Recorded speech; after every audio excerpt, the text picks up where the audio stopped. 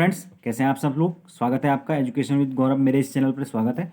तो फ्रेंड्स, आज की जो वीडियो है उसके अंदर जो है हम थोड़ा सा जो है आज गोरखा जो शासन है उसको डिस्कस करेंगे और अंग्रेज़ों के भी आगमन को, अंग्रेज़ों को जो गवर्नर्स थोड़ा बहुत आए थे उत्तराखंड में वो हम डिस्कस करने वाले हैं। इससे पहले जो है हम पंवार, चंदवंश ये सब चीज़ें डिस्कस कर चुके हैं। ठीक है फ्रेंड्स, तो चलिए शुरू करते हैं। और शुरू करने से पहले मैं आपको बता देता हूँ कि अगर आपको किसी भी प्रकार के जो टीचिंग एप्टीट्यूड्स हैं उसके नोट्स चाहिए तो आप लोग मुझसे संपर्क कर सकते हैं। ठीक है, तो आपको वहाँ पर जो है टीचिंग एप्टीट्यूड से रिलेटेड नोट्स मेरे मेरे बना रखे हैं और वो आपको प्रोवाइड कर दिए जाएंगे। और साथ के साथ अगर आपको एलटी के भी नोट्स चाहिए तो आईएलटी वाले जो हैं वो उनके नोट्स भी मैंने बना दिए हैं, तो वो भी आप ले सकते हैं। ठीक है, और फ्रेंड्स जो है ये जो मैं आपको उत्तराखंड का जो जीके पढ़ा रहा हूँ ये खुद मैंने ही जो है इतनी मेहनत से जो है ये नोट्स बनाए। आपको पता है कि आप अगर देहरादून के अंदर या कहीं भी किसी भी कोचिंग के अंदर जाते हो आज उत्तराखंड पढ़ने के लिए, तो मिनिमम आपको 3 से 4 महीने जब कोचिंग करते हैं उसके बाद वहाँ पर रेगुलर जाओ। 4 से 5 7 हज़ार रुपये आप जब अपना पैसा लगाते हैं तब जाके आपके जो है नोट्स बन पाते हैं, क्योंकि उत्तराखंड का जो इतिहास है वो पूरी तरीके से इधर उधर है। तो उस प्रकार का जो है इतिहास जो है वो सब मैंने अपने जो नोट्स के अंदर बना रखा है। तो ये जो उत्तराखंड की वीडियो है फ्रेंड्स, ये न केवल आपके जो लेक्चरर के एग्ज़ाम है बल्कि उत्तराखंड के जो बाकी एग्ज़ाम है, जैसे कि ग्रुप सी के जो एग्ज़ाम आने वाले टाइम में होने वाले हैं, जैसे अभी पटवारी का कह रहे कि होगा, उसके बाद पुलिस भर्तियाँ, इन सभी एग्ज़ाम्स के अंदर जो है वो ये नोट्स मेरे बहुत इंपॉर्टेंट होने वाले हैं। ठीक है, तो आप लोग जिसको भी मेरे नोट्स चाहिए तो वो मेरे से संपर्क कर सकता है, मैं उनको नोट्स भी प्रोवाइड कराऊँगा। ठीक है, तो चलिए फ्रेंड्स चलते हैं आगे। तो चलो शुरू करते हैं। तो हमने जो है मैंने बताया जैसे कि ये सब चीज़ें डिस्कस कर ली थी, इसमें पंवार वंश वगैरह सारा डिस्कस कर लिया, चंद वंश भी डिस्कस कर लिया था। तो आज हम बात करेंगे गोरखाकालीन। ठीक है ना, तो हम गोरखाओं की बात करेंगे। तो जैसे मैंने बताया था कि भाई 1790 के अंदर जो है वो अटैक हो जाता है किसका, गोरखाओं का कुमाऊं में, और इसके बाद से गोरखा काल चालू हो जाता है। हुआ क्या था यहाँ पर, पहले पूरी कहानी को समझ लेते हैं, फिर उसके बाद देखेंगे हम आगे इसमें क्या क्या हुआ था। तो फ्रेंड्स, इसके अंदर आप सब जानते हैं कि जो 18वीं सदी है वहाँ पर, उससे पहले जो है वो नेपाल के अंदर गोरखाओं कोई बहुत बड़ी राजनीतिक शक्ति नहीं थी। ठीक है ना, लेकिन धीरे धीरे जो है इनका जो साम्राज्य है उनका एकीकरण हुआ और वो किया जो गोरखा नरेश या नेपाल नरेश नर भूपाल कहा जाता है कि नर भूपाल ने इनका एकीकरण राज्य शक्ति का किया था। ठीक है, फिर जो इसका जो पुत्र हुआ नारायण शाह के टाइम पे जो है पूरी तरीके से नेपाल का एकीकरण हुआ। और उसके बाद जो है इसका जो पुत्र गद्दी पर बैठा उसका नाम था रण बहादुर। तो फ्रेंड्स, जब जो जो रण बहादुर है इसी के टाइम पे जो है आपको पता है, हमने जब कुमाऊं वंश पढ़ा, सॉरी चंद्रवंश पढ़ा था, तो उसमें हम देखा था कि किस तरीके से जो हर्षदेव जोशी है वो नेपाल भाग जाता है और वहाँ पर वो गोरखाओं को आमंत्रित करता है कि आप आकर अटैक कीजिए उत्तराखंड के ऊपर या कुमाऊं के ऊपर। तो वहाँ पर जो, क्योंकि हर्षदेव जोशी यहाँ के सारे राज जानता है, तो इसलिए वो उनको बुलाने के लिए, वहाँ पर अटैक करने के लिए आमंत्रित करता है, तो पूरी तरीके से मदद करता है। तो उस टाइम पर जो है वहाँ पर शासन कौन करता करता है, या नेपाल का शासक कौन रहता है, रण बहादुर। ठीक है ना, और रण बहादुर का जो चाचा रहता है उसका नाम रहता है बहादुर शाह चौतरिया। ठीक है ना, तो ये लोग होते हैं, ये मिलकर जो है वो अटैक कर देते हैं और इस प्रकार से वो चंदों को हरा देते हैं। ठीक है, और उत्तराखंड पर कब्जा कर लेते हैं। फिर धीरे धीरे वो गढ़वाल की तरफ बढ़ते हैं। हम देखते हैं क्या क्या हुआ था। तो 1790 के प्रारंभ में जो गोरखे थे उन्होंने अपने सेनापति हस्तिदल जो चौतरिया, जगजीत पांडे और अमर सिंह थापा और सूरवीर सिंह थापा, इनके नेतृत्व में इन्होंने कुमाऊं पर एक तरह से चढ़ाई कर दी, अपना अधिकार कर लिया। तो और इसके लिए जो उनकी मदद किसने की थी, हर्षदेव जोशी ने। और 1790 में जो हवाल बाग का युद्ध हुआ था उसमें अंतिम जो चंद शासक था उसका नाम था महेंद्र चंद्र, तो वो मारा गया था। ठीक है, तो इतनी सी बात आपको याद रखनी है गोरखों के बारे में। अब इसके बाद क्या होता है, गोरखों का जो शासन होता है उसके बारे में हम बात करेंगे। 1790 में गोरखों ने गढ़वाल पर भी जो है वो हमला किया। तो आप सब जानते हैं कि 90 में उन्होंने वहाँ हमला किया, 91 के अंदर उन्होंने यहाँ हमला किया। लेकिन जो गढ़वाल का जो शासक था, हमारा जो शासक गढ़वाल का उस टाइम कौन थे, प्रद्युम्न शाह। तो प्रद्युम्न शाह ने क्या किया, जो लंगूरगढ़ का किला था वहाँ पर एक तरह से मोर्चा बना लिया और उनको वहीं रोक दिया। ठीक है, और उसी टाइम जो है चूंकि इनके नेपाल में भी कुछ आंतरिक विद्रोह या चीन से जो है कुछ विद्रोह हो गया था, तो इस वजह से वहाँ के राजा ने बोला कि भाई वापस आ जाओ तुम लोग। तो वो उनको वापस जाना पड़ा, और इस तरीके से जो है इनके बीच में, गोरखों और प्रद्युमन शाह के बीच में जो है वो श्रीनगर की संधि हुई। तो ये इंपॉर्टेंट फैक्ट है कि श्रीनगर की संधि क्यों हुई और किन परिस्थितियों में हुई। ठीक है, नेक्स्ट है उसके बाद, जैसे कि अब आपको पहले भी बताया कि फिर जो है कुछ सालों तक तो ये संधि बनी रहती है, लेकिन जैसे ही 1803 में जो है वो उत्तराखंड के अंदर सदी का सबसे बड़ा भूकंप आता है, तो उसके बाद जो है परिस्थितियां बदल बदल जाती हैं, और जो गोरखा नरेश हैं वो इसका पूरा फायदा उठाकर अगेन जो है गढ़वाल पर कब्जा कर लेते हैं। और इस तरीके से 1804 में जो है खुड़बड़ा में जो है वो एक युद्ध होता है, और उसमें प्रद्युमन शाह की क्या हो जाती है, मृत्यु हो जाती है, और गढ़वाल का जो क्षेत्र है वो गोरखों के अधीन चला जाता है। ठीक है ना। तो इस तरीके से ये जो शासन है फिर गोरखों का इसके बाद चला अगले 10-15 साल, 15 साल लगभग। ओके, अब इसमें क्या होता है, उत्तराखंड का जो गोरखा शासन है वो कुमाऊं में चला 1790 से 1815, लगभग 25 वर्ष। और कुमाऊं गढ़वाल के अंदर जो है ये चला जो है 1804 से 1815, यानी 11 वर्षीय शासन चला। तो आपको भी ये याद रखना है कि कुमाऊं में 25 वर्ष और उत्तराखंड में 11 साल इन्होंने शासन किया। दोस्तों इनका जो शासन है, ये देखो, कुमाऊं पर अधिकार करने के बाद जो गोरखा हैं, उन्होंने गोरखों ने इस क्षेत्र में शासन करने के लिए अपना एक प्रतिनिधि नियुक्त कर दिया, जिसको इन्होंने कहा कि ये सुब्बा या सूबेदार उसको कहते थे। ठीक है ना। और कुमाऊं का जो पहला जो सुब्बा यानी सूबेदार इन्होंने किसको बनाया, जोग मल्ल को बनाया। तो फ्रेंड्स इनका जो शासन है उसको आप सब जानते हैं कि किसके, अगर आपने उत्तराखंड का जिक्र थोड़ा बहुत भी पढ़ा है तो काफ़ी अत्याचार से भरा हुआ इनका जो शासन था वो था। इनके जो शासन को क्या कहा जाता है, गोरख्याणी के नाम से फेमस है ना। तो गोरख्याणी जो शासन काल जो है वो आतंक और अत्याचार का शासन जो है वो गढ़वाल के अंदर इनका काल था। ठीक है ना। इस दौरान जो है इन्होंने क्या किया, जनता पर जो है वो अधिकतम शोषण किए, बहुत सारी जो जनता की खड़ी फसलें थी उन पर हल चलवा दिए, बहुत सारे जो है उन पर तरह तरह के बेहिसाब जो है वो टैक्स लागू कर दिए। ठीक है। महिलाओं का इस दौरान जो है यौन शोषण किया गया। ठीक है, किसी की भी औरत को घर से उठा लिया जाता था। ठीक है ना। आम जनता की संचित जो पूंजियां थी उनको लूट लिया गया, और इतने ज़्यादा अत्याचार हुए जिसकी कोई हद नहीं। ठीक है ना। गोरखा इसीलिए जो है उस शासनकाल को क्या, गोरख्याणी के नाम से जाना जाता है।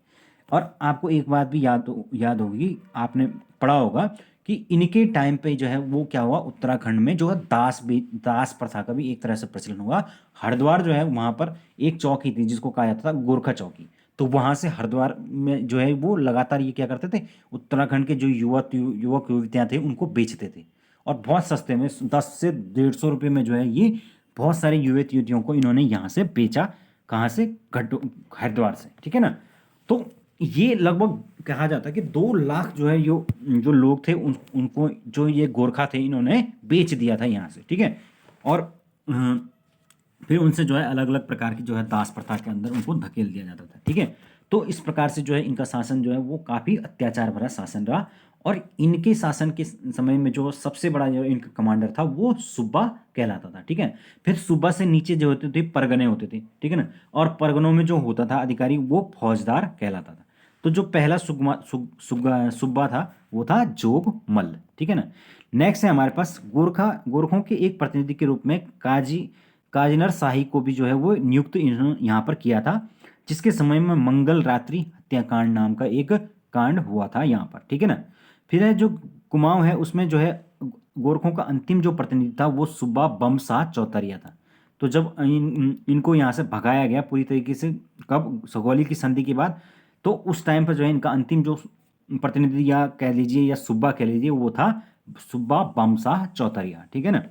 नेक्स्ट है तो 30 अक्टूबर 1814 के और गोरखों के बीच में नाला पानी के युद्ध में, जो कि जिसके के बाद क्या होती है आपकी संगौली की संधि होती है। ठीक है। तो इसके बारे में अभी हम डिस्कस करेंगे। तो सबसे पहले कुछ बातें इसमें सुन लीजिए आप लोग, ये ज़्यादा कुछ इंपॉर्टेंट नहीं है लेकिन फिर भी सुनना जरूरी है। तो इनके टाइम पे फ्रेंड्स जो है सबसे बड़ी बात थी कि जो न्याय प्रशासन था वो कैसा था, वो मौखिक तथ्यों के आधार पर था। उसका कोई तार्किक मतलब इस प्रकार की प्रथाएं थी कि कोई भी तार्किक जो है वो पर न्याय नहीं दिया जाता था। जैसे कि हाथ पाँव काट देना, कड़ाई में तल देना किसी को, इस प्रकार के जो है दंड दिए जाते थे। और जो गौ हत्या और राजद्रोह जैसे प्रावधान थे वो छोटी छोटी बातों पर, जैसे कि अगर छोटी जाति का जो व्यक्ति है वो उच्च जाति के अगर हुक्का जो है वो छू ले तो उस पर भी सीधे सीधे क्या था, मृत्यु दंड का प्रावधान था। जैसे कि अगर निचली जाति का जो व्यक्ति है वो उच्च जाति के पुरुष से शादी कर ले तो सीधा सीधा पुरुष को मृत्युदंड और महिला की नाक काट दी जाती थी। तो इस प्रकार के प्रावधान हम इनके टाइम पे जो है वो न्याय प्रशासन में कहा जाता था, ठीक है ना। तो उसी को जो है द्विज प्रथा भी कहा जाता है। द्विज प्रथा का प्रचलन था। द्विज प्रथा में ऐसी ऐसी परीक्षाएं देते थे ये, जिसमें जैसे कि गोला दी, जहर दी, कढ़ाई दी। तो इसमें क्या होता था कि किसी को कढ़ाई में डाल दिया, किसी को तराजू में डाल दिया, किसी को जहर दे दिया। इस प्रकार के जो है अलग अलग अतार्किक जो है इनके न्याय होते थे, ठीक है ना। तो फ्रेंड्स इसलिए जो है इन्होंने जो है अलग अलग प्रकार के टैक्सेस भी बहुत सारे लगाए थे। तो वो जो है मैंने अलग से आपके वीडियो में डिस्कस ऑलरेडी कर लिए हैं, तो इसमें भी हम थोड़ा बहुत देखेंगे। अब जो है फाइनली जो है आप सब जानते हैं कि जब इनका अत्याचार हद से ज़्यादा बढ़ गया था, तो उसके बाद जो है वो क्या हुआ, जो गढ़वाल का राजा था उसने जो है अंग्रेज़ों से मदद मांगी, और फाइनली जो है अंग्रेज जो थे उन्होंने मदद भेजी थी, ठीक है। तो अंग्रेज़ों की मदद से जो है वापस से इन्होंने यहाँ पर कब्जा किया था, ठीक है। अब देखते हैं कि इन्होंने जो है किस प्रकार से जो है 30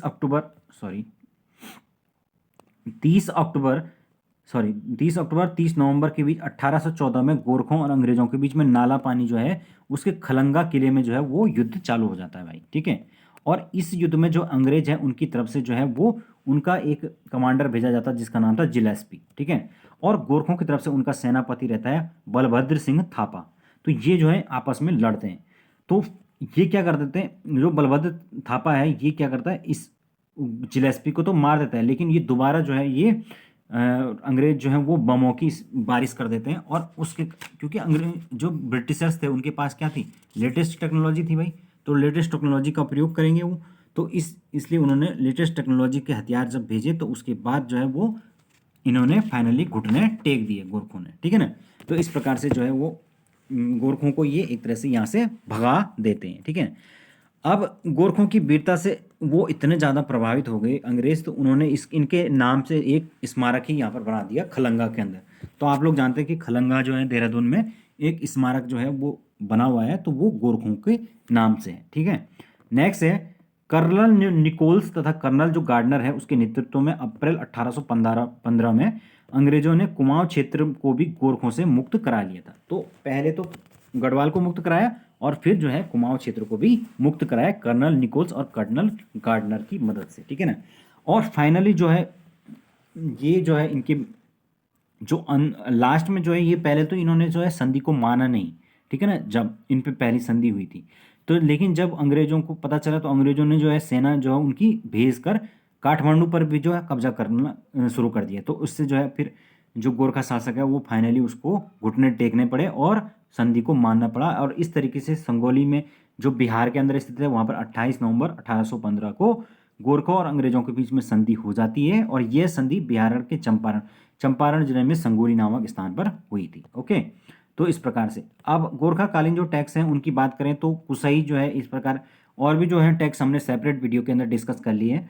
तो जो कुसई कर है वो ब्राह्मणों के ऊपर लगाया गया एक प्रकार का टैक्स है। फिर जो जनिया सुनिया है वो किसी अधिकारी द्वारा लगान की जानकारी लेने पर लगाया जाता था। कोटकर मंदिरों को दी जाने वाली भूमि होती थी। तो ये जैसे अभी हमने डिस्कस किया कि जो गोरखों का न्याय का तरीका था वो दीप या उसको क्या कहते हैं,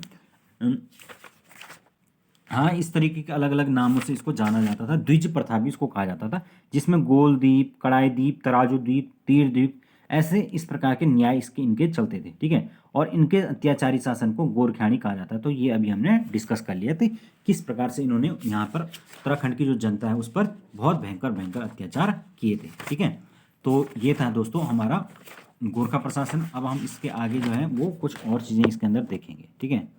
नेक्स्ट है अब हम देखेंगे कि अंग्रेजों ने यहाँ पर क्या क्या प्रशासन के अंदर काम किए।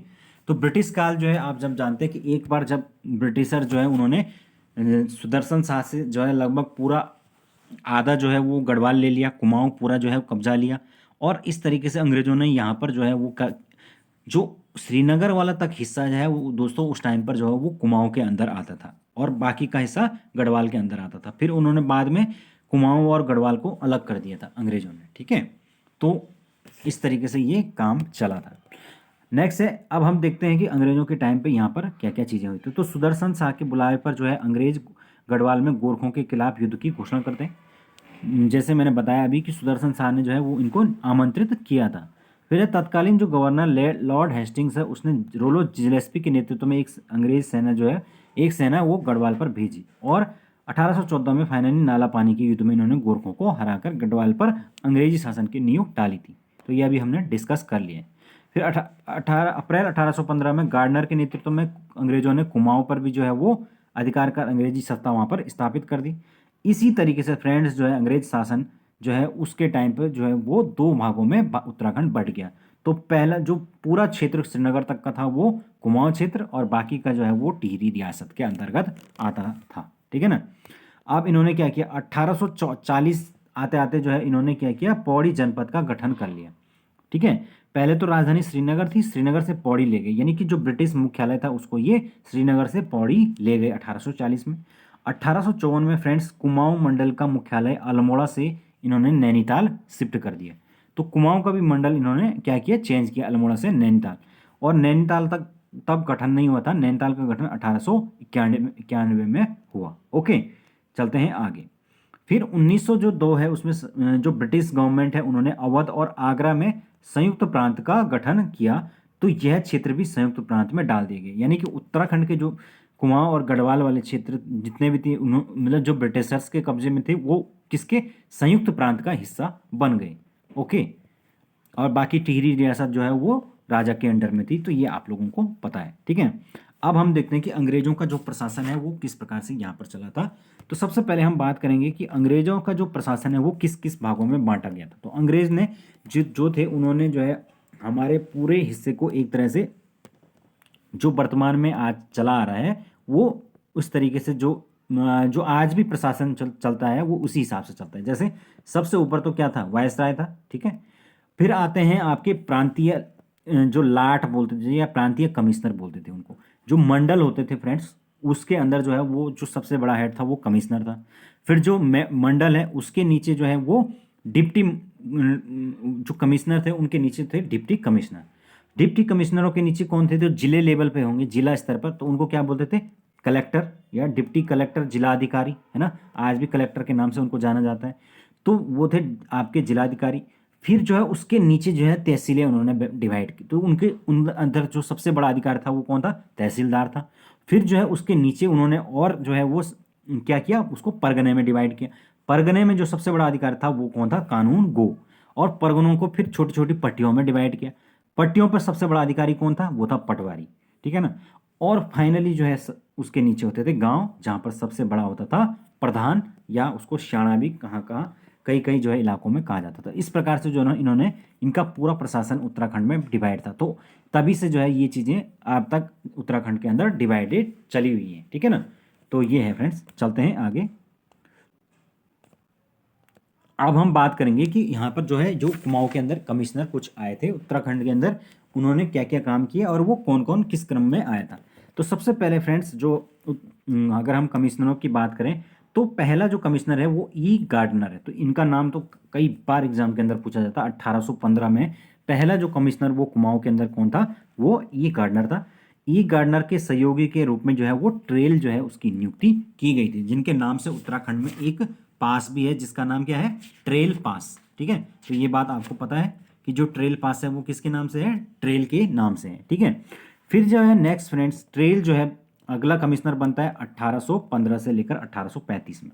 तो ट्रेल ने पिछले 25 वर्षों से चली आ रही जो गोरखा राजस्व व्यवस्था है के स्थान पर स्थानीय परिसंपत्तियों एवं पूर्व परंपराओं के अनुसार कुमाऊं प्रांत का 26 परगनों यानी कि पट्टियों में विभाजन किया था। ठीक है, तो जो सबसे पहले ट्रेल ने क्या काम किया भाई, कि जो गोरखा प्रशासन के टाइम पे उन्होंने अलग अलग अतार्किक रूप से जो है बहुत सारे ऐसे राजस्व कर लगा दिए थे, कुछ ऐसी व्यवस्थाएं खड़ी कर दी थी। तो उन सबको इन्होंने समाप्त करके उस जो अब पूर्व परंपरा है या बाकी जो है जो अंग्रेजी शासन के अंदर जो परंपरा है उसके अकॉर्डिंग जो है काम करना शुरू किया और 26 परगनों के अंदर जो है वो पूरे कुमाऊं को विभाजित कर दिया। ठीक है, फिर जो है ट्रेल जो पास है ट्रेल है उसने सबसे पहले 1819 में पटवारी के 9 पद सृजित किए। मतलब 9 पद जो है उसने पटवारी के बनाए थे और अलग अलग क्षेत्रों में पट्टे के हिसाब से उनको पटवारी नियुक्त किया।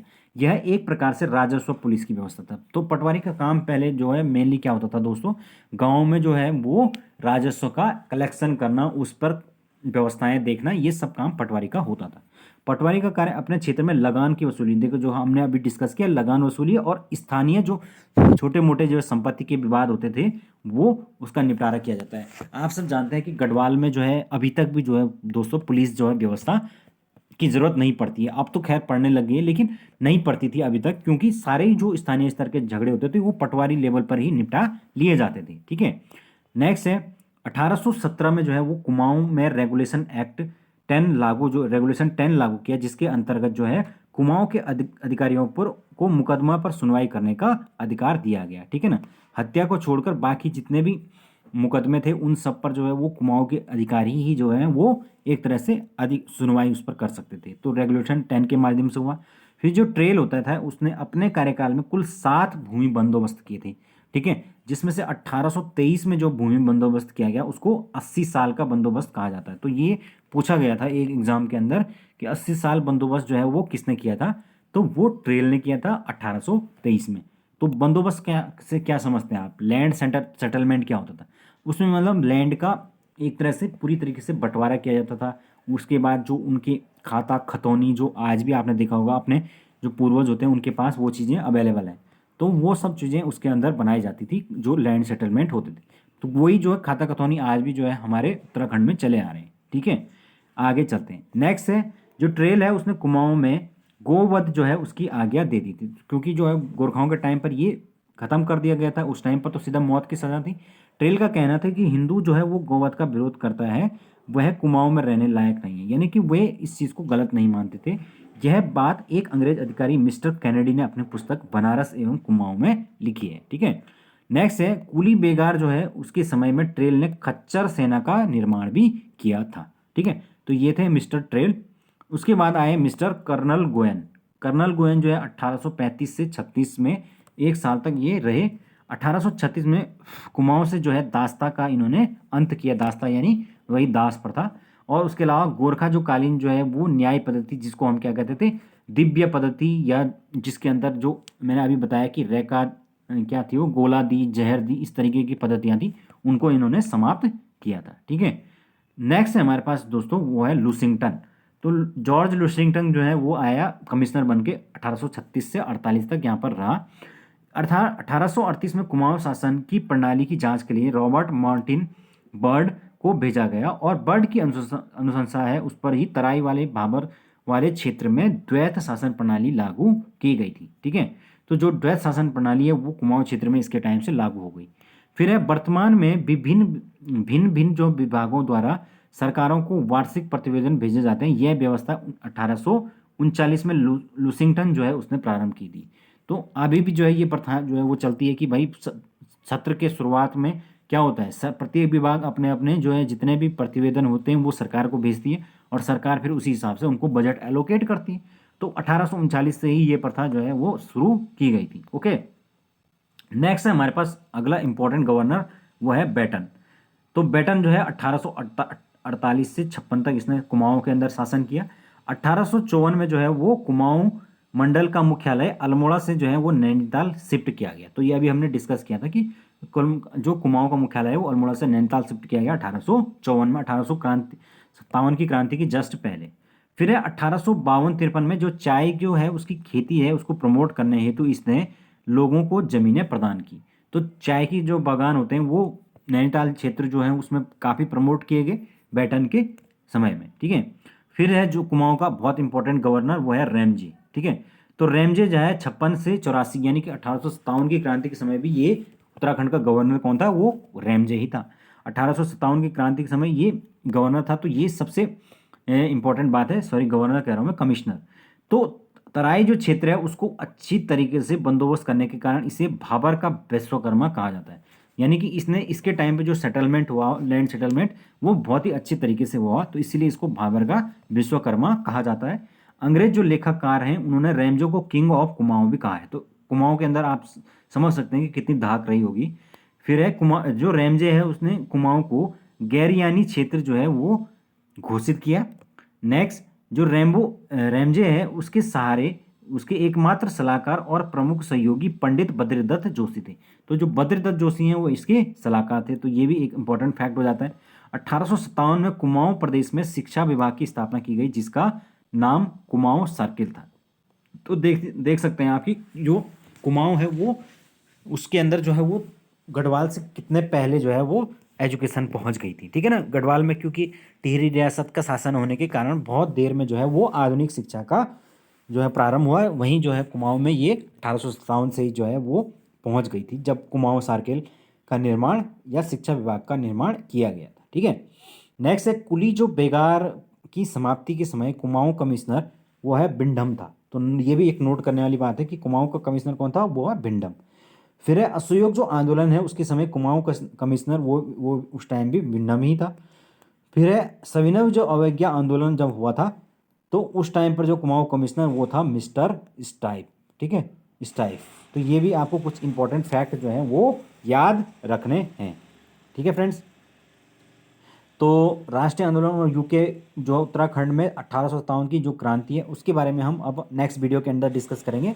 तो इस वीडियो के अंदर हम इतना ही रखते हैं, क्योंकि यहाँ पर जो है मेनली हमने जो है गोरखों के बारे में डिस्कस करना था, और ब्रिटिश जो गवर्नर आए उन्होंने जो है वो किस प्रकार से जो है काम यहाँ पर किए थे उसके बारे में थोड़ा बहुत हमने डिस्कस किया था। तो ये सब चीज़ें थी। बाकी अब देखते हैं कि क्योंकि अब इसमें जो अगर हम मॉडर्न हिस्ट्री की बात करें उत्तराखंड में, तो उसमें थोड़ा बहुत जो घटनाएं जो जब पूरे देश के अंदर जो स्वतंत्रता का संग्राम चल रहा होता है, राष्ट्रवाद जो है उसका उदय देश के अंदर हो रहा होता है, तो उस टाइम पे उत्तराखंड में भी थोड़ा बहुत जो छुट फुट जो घटनाएं हैं वो थोड़ा बहुत होती हैं, उनके बारे में हम जो डिस्कस करेंगे। फिर उसके बाद हम देखेंगे कि उत्तराखंड के अंदर जो राज्य आंदोलन है वो किस प्रकार से हुआ, तो उन सब चीज़ों के बारे में हम डिस्कस करेंगे, ठीक है फ्रेंड्स। तो अभी के लिए इतना काफ़ी है। Thank you so much. Have a nice day.